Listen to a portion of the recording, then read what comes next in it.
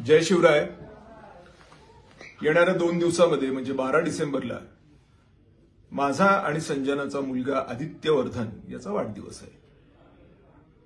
आमचा वाद हा अर्थातच त्याच्या जन्माच्या अगोदरपासूनचा आहे, कारण लग्न त्याच्या जन्माच्या अगोदरपासूनच आहे.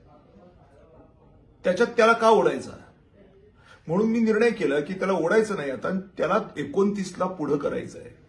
कारण की शेवटी घरामध्ये तर तेवढंच एक लेकरू आहे.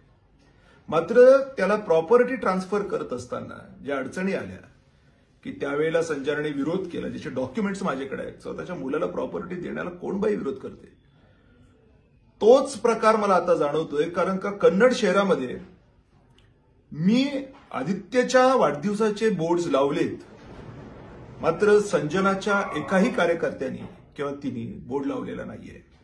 आता हा मुलगा हा दोघांचा आहे ना, पण त्याचं अभिष्ट चिंतन करायला ह्यांना काय प्रॉब्लेम आहे. हर्षवर्धन 12चा आहे, 14चा आहे, नालायक आहे, हरामखोर आहे, मोठीने बाई आणली, असं केलं तसं केलं.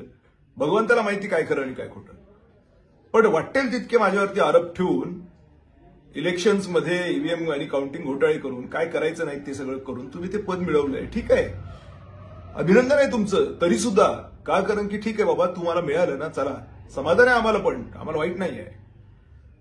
पण कमीत कमी लेकराला तरी व्हा.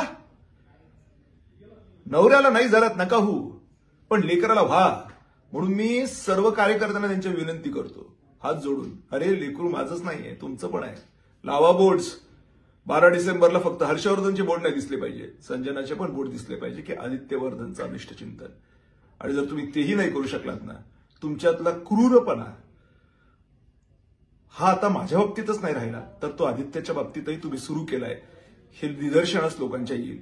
तुम्ही कितीही पोलिसांच्या सिक्युरिटी आणि गार्ड्स घेऊन फिरलात आणि टाईटमध्ये वागलात, कारण की देशाचा सर्वोच्च माणूस तुमचा, राज्याचा सर्वोच्च माणूस तुमचा, जिसको मर्जी ठोक सकते हैं, जिसको मर्जी उठा सकते हैं, जिसको मर्जी जो कर सकते हैं, ये अगर तुम्हारे में है ना, लेकिन तुम्हारी अंतरात्मा तुमको कभी भी परमिशन नहीं देगी खुश रहने की, क्योंकि खुश रहना ये भगवान के हाथ में है, भगवंताच्या हातात आहे.